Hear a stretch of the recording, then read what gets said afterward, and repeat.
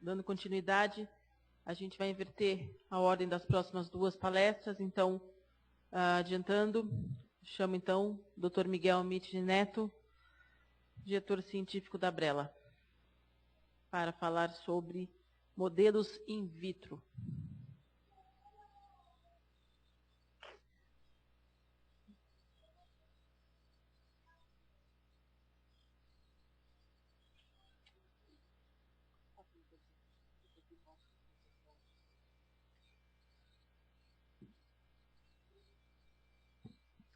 Boa tarde. Eu vou tentar explicar um pouquinho dos modelos in vitro, mas na verdade a ideia que a gente tem de modelo é o que a gente colocaria aqui. Não sei se vocês já assistiram a esse evento, chama Red Bull Race. É um evento onde os pilotos têm que passar por diversos obstáculos, e até aconteceu no Rio de Janeiro, ali na Lagoa Rodrigo de Freitas. Uma coisa interessante é o seguinte: quem de nós aqui poderia fazer uma brincadeira dessa, né? Então, o que acontece é que a gente fica tentando imitar. Então, a gente acaba usando aí os nossos aeromodelos. Fazemos pequenas modificações, diminuímos o tamanho, colocamos um controle remoto para que não haja perigo para nós. Mas, de qualquer maneira, isso aqui que é um modelo, na verdade, quando a gente trabalha com uma doença que é neurodegenerativa, e que nós estamos falando da morte do neurônio motor, como é que eu vou fazer para modelar, como é que eu vou fazer para estudar isso? Eu preciso ir a fundo para poder enxergar por que o neurônio motor superior e o inferior são afetados pela doença. É como se eu tivesse que abrir e ir bem a fundo em cada uma das vertentes que passam por ali.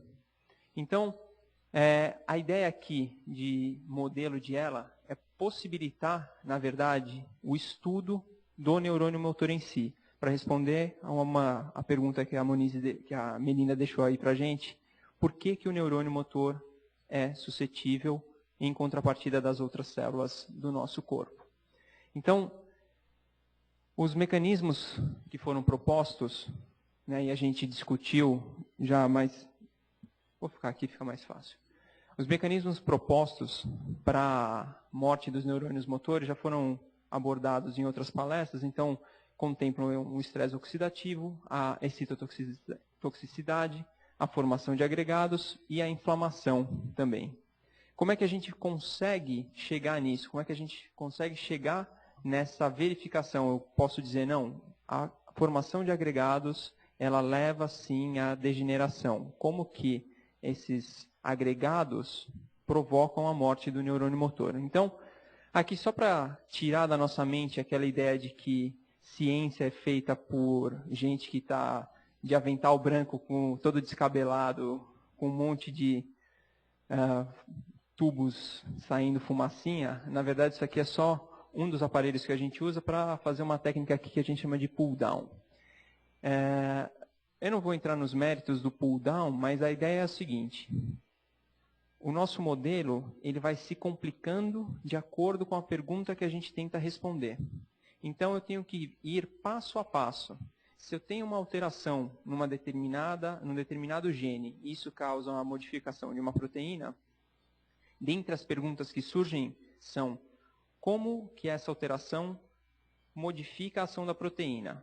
Então, uma das ideias seria o seguinte: uma vez alterado aquele aminoácido, ele deixa de permitir a interação com uma outra proteína que precisaria ser auxiliar.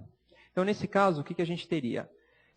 Quando eu coloco essa proteína presa àquela coluna que estava representada anteriormente, eu vou passar um extrato contendo proteínas que estejam presentes no sistema nervoso. E aí eu faço uma verificação. Dentre outras coisas que a gente pode verificar, é essa comparação. Se a interação que eu tenho da proteína normal versus a alterada, ela se mantém. E como aqui representado, a interação entre duas proteínas ela está modificada, ou seja, eu vejo que existe um número maior de proteínas interagindo com essa, porque ela é a selvagem, em contrapartida daquilo que eu comparo com a mutada. Tá ok? Só que isso não se limita a esse tipo de abordagem. eu quero responder outro tipo de questão. Se essa interação ela tem uma distância física específica. Então, eu posso passar então para um modelo de levedura. Então, a levedura não é só aquela coisa que... eu lembro quando eu era criança, minha mãe falava, vai tomar levedo de cerveja. E quando eu cheguei no laboratório, o pessoal falou, a gente usa um modelo em levedura. Eu falei, não, peraí, tem alguma coisa errada. Então, as leveduras, elas são organismos eucarióticos que permitem que nós façamos estudos como esses. Então, nós colocamos aqui as leveduras sobre um ambiente oxidativo ou um ambiente de estresse, e nós verificamos a viabilidade de cada uma das variações que podem conter dentro daquela linhagem. Então, aqui, o que a gente chama de um duplo híbrido, onde a gente vai verificar se a interação, se a distância entre duas proteínas pode alterar a função de uma delas.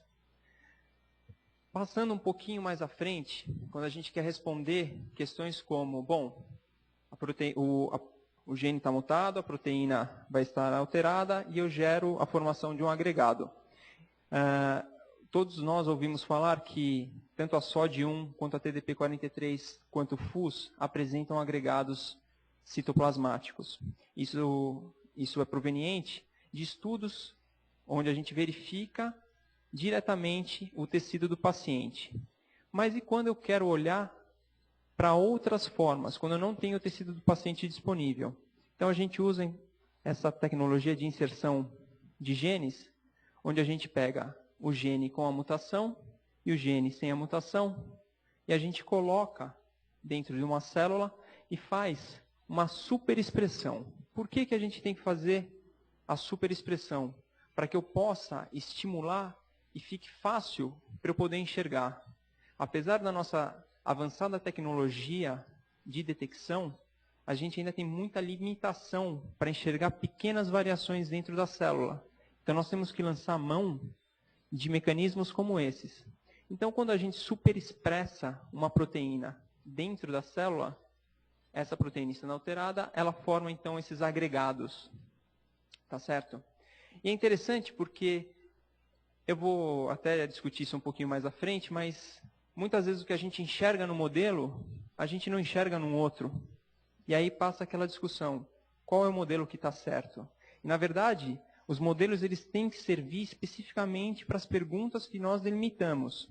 Então, aqui estão mostrados imagens da VAP-B com mutação, quando a gente superexpressa a proteína numa célula, ela forma esses agregados. Mantenham isso em mente, eu vou voltar nessa questão.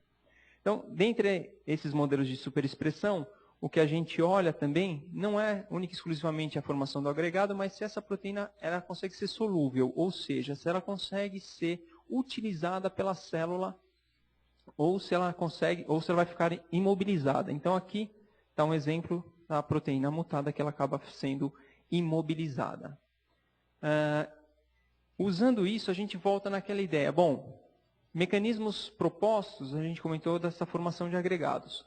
Se eu passar aqui para estresse oxidativo e a inflamação, eu vou ter que abordar a doença de uma outra maneira, pensando no contexto celular. Ou seja, o neurônio não é uma célula que está isolada. É importante ter isso de destaque, porque nós temos aqui os astrócitos, oligodendrócitos, são células que formam o que a gente chama de glia. Tá certo? E eles vão permitir o suporte para sobrevivência, nutrição e até mesmo facilitar que substâncias sejam transmitidas e sejam transportadas de células menores, células um pouco mais diferentes. Então, só exemplos aqui de como essa modelagem in vitro pode nos ajudar nessa questão é o seguinte, quando a gente utiliza células tronco-embrionárias e nós colocamos essas células para se diferenciarem em neurônios motores, só que a gente coloca esse neurônio motor no contexto de uma célula da glia, ou seja, como se eu fizesse camadas. Eu tenho uma camada de célula da glia e por cima eu coloco uma camada de neurônio motor. E eu observo aqui, e isso são dados bem recentes, que o fato da camada estar a camada de células da glia estar alterada, ela provoca e ela é tóxica para esse neurônio motor. Dentre outros estudos nessa linha, então foi possível até mesmo mostrar que esses astrócitos mutantes, eles provocam o aumento desses níveis de NOX2, que eles estão relacionados a um disparo de radicais livres. E, entre outras coisas, foi possível apontar a porcinina como uma molécula capaz de inibir a ação desse NOX2. O que é importante destacar aqui é que, nessa camada de células, o fato dela ser tóxica, como é que eu sei que ela é tóxica? Porque essa camada de células da glia apresentava uma mutação no gene SOD1. E quando eu comparo a mutação no gene SOD1 na célula da glia versus a mutação da SOD1 no próprio neurônio motor, a gente observa que é pior ter a mutação na própria célula da glia. Então isso nos indica o quê? Que a morte do neurônio motor, ela não é um efeito único e exclusivo autônomo, ou seja, só ele morre. A morte é causada só por conta dele, tá certo? Somente a apoptose disparada dentro dele. Ela vai ocorrer por conta das células que dão suporte a ele, por conta dessas células que estão envolvidas na sua sobrevivência. E isso não está limitado só às células que possuem mutação na SOD1. Esse estudo foi revolucionário quando ele mostrou que mesmo aqueles astrócitos provenientes de pacientes com ela esporádica, eles eram tóxicos para o neurônio motor. E aí fica aquela indagação, bom, qual é, então, a característica inerente a essas células da glia que permitem que elas sejam tóxicas para o neurônio motor? Essa ainda é uma questão em aberto, e a gente sabe que nos próximos 2 ou 3 anos a gente vai ter alguma coisa saindo dessa linha de pesquisa especificamente. Aqui eu vou falar um pouquinho sobre a reprogramação celular, pensando ainda nesse modelo in vitro, nesse modelo de camadas, de co-cultivo de células. Então, o caminho comum para qualquer célula ovo, né, ou seja, aquela célula que foi derivada da fecundação óvulo-espermatozoide, é a formação dos diferentes tecidos, ósseo, nervoso, muscular e a própria célula da pele. Como a Melinda comentou anteriormente, hoje em dia é possível a gente fazer um retrocesso desse processo e fazer com que uma célula da pele se transforme numa célula com as mesmas características de uma célula tronco embrionária, ou seja, que ela é capaz de se diferenciar em quaisquer dos tecidos. E para que a gente quer isso? Pensa o seguinte, um indivíduo que tem esclerose lateral amiotrófica, eu quero observar para o neurônio motor desse indivíduo. É possível eu coletar, eu retirar o neurônio motor desse indivíduo? Não tem condição. A gente não tem como fazer isso. Então a gente tenta fazer isso dentro do laboratório. Se eu pegar a célula de um indivíduo que tem a mutação em um determinado gene, eu sei que ela vai se comportar como uma célula que está no corpo dele. E a nossa ideia, então, é pegar essa célula aqui e transformá-la num neurônio. Então, essa reprogramação ela só é possível por conta dos trabalhos que foram publicados entre 2006 e 2007. Então, veja que é uma técnica relativamente nova, onde a gente consegue fazer o uso de fatores definidos em células diferenciadas, e hoje a gente sabe que é possível fazer com célula da pele, com músculo, com célula do bulbo olfatório, com células do próprio bulbo capilar, e que a gente vai enxergar então essa característica de pluripotência.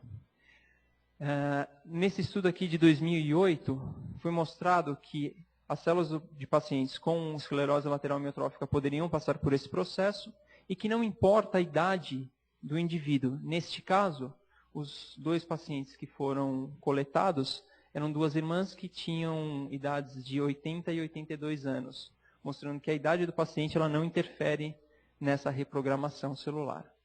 Então, a metodologia é essa aqui, onde a gente faz uma biópsia de pele, a gente tem a implantação da cultura, a reprogramação, e aqui algumas imagens mostrando as fases de diferenciação das células até a gente enxergar o neurônio motor. Bom, eu tive a oportunidade de trabalhar com isso e eu agradeço aqui a ajuda da Marcela com as biópsias de pele para a gente poder estabelecer culturas como essas aqui, que a gente enxerga. Então, essa aqui é uma célula que é idêntica a uma célula tronco embrionária. E essa célula, para a gente poder estudar, a gente vai fazer um comparativo entre o paciente e os indivíduos controles. Então, elas andam sempre em paralelo. Eu preciso mostrar que tanto os controles como os pacientes têm os marcadores de pluripotência e a gente vai destrinchando o modelo. E na hora de destrinchar o modelo, o que acontece? Eu não consigo enxergar a diferença, muitas vezes, entre o paciente e o controle. E eu preciso fazer com que eu preciso aumentar o número de experimentos em cima disso.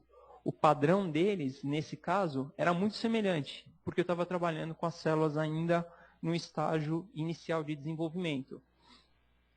E aqui, mesmo no estágio inicial de desenvolvimento, eu aproveito o gancho deixado pela própria Melinda, que é o seguinte: o paciente tem a mutação em todas as células do corpo. Nesse caso, essa proteína que está alterada, ela é expressa, ela está presente desde o início do desenvolvimento do embrião. Só que, por algum motivo, o neurônio motor passa a ser afetado só depois dos seus 40 anos de idade. E isso ainda é intrigante para nós. A gente não sabe o real motivo disso. Então, dentre as buscas que nós fizemos, só mostrando aqui um pouquinho da diferenciação, a gente vai olhar para a quantidade da proteína e não mais para os agregados. Os agregados não apareceram de jeito nenhum. Então, na hora que a gente observa essa quantificação, não importa o estágio em que estejam as células, a gente observa a redução do nível dessa proteína, que é a VAP-B, em todas as linhagens que nós fizemos a diferenciação. Ou seja, estávamos buscando uma característica, que é o agregado, nesse nosso modelo. Só que, de repente, a nossa vida mudou completamente, porque eu não estou mais falando da formação de agregado, eu estou falando de uma quantificação. E essa quantificação, a gente ainda não sabe explicar muito bem como que ela está relacionada com a morte do neurônio motor. Nós temos algumas hipóteses que ainda precisam ser testadas. E dentre essas linhas de teste, podem vir coisas como essas aqui. Então, um outro estudo onde foi feita a mesma metodologia de reprogramação das células, você consegue observar que os neurônios motores, quando submetidos a esse inibidor aqui, eles aumentam a sua sobrevivência. Ou seja, verificar se a quantidade de uma proteína responde a esse inibidor, entra nas linhas de como os modelos in vitro podem nos trazer resposta a respeito da patogênese da doença. E aí, eu queria só falar aqui um pouquinho sobre essa tecnologia de transdiferenciação. Enquanto nas outras metodologias nós falávamos de reprogramação para um estágio inicial, ou seja, o estágio de pluripotência, aqui é possível fazer você diferenciar diretamente uma célula da pele para o neurônio com atividade funcional. E aí eu acho que o professor Gerson vai falar daqui a pouquinho, a nossa grande dificuldade é quando a gente usa um modelo animal e quando a gente transforma isso para humano. Só para ter ideia, essas aqui são células de camundongos e para que isso aconteça são necessários 8 dias. Quando nós vamos fazer isso com células provenientes de indivíduos, da retirada do fibroblasto até a formação do neurônio são necessários pelo menos 34 dias. Os fatores que estão envolvidos aqui, eles são muito parecidos. Enquanto aqui nós tínhamos 3 fatores essenciais, aqui a gente, além daqueles 3, tem mais um que é essencial para fazer essa transdiferenciação. Então, os modelos, eles nunca vão ser perfeitos. É importante destacar isso. Eles vão conseguir responder pedaços, e nesses pedaços a gente vai tentando montar o quebra-cabeça que é essa doença, que é a esclerose lateral amiotrófica. Então, a ideia desses modelos que eu apresentei de células iPS e de transdiferenciação é a gente conseguir fazer uma medicina personalizada. Porque, afinal de contas, o indivíduo não necessariamente vai responder igual ao outro, ao determinado tratamento. Então, obtendo as células do paciente, a gente conseguiria verificar inicialmente se elas respondem a determinadas drogas e se essas drogas vão ter o efeito que é esperado para esse paciente aqui. Tá certo? Então, só para finalizar, o que a gente tira desses modelos? A gente tem essa necessidade de estudar a doença a fundo. Os modelos vão permitir, então, mimetizar aquela situação que é encontrada no paciente. Dentre essa ideia de mimetizar, a gente já encontrou que os astrócitos têm uma atividade fundamental na sobrevivência do neurônio motor. Essas novas propostas, elas provavelmente serão advindas das metodologias de screening de fármacos baseados na transdiferenciação e no uso de células pluripotentes induzidas, permitindo então esse screening de novos compostos. Bom, é isso que eu queria deixar de mensagem para vocês. Muito obrigado.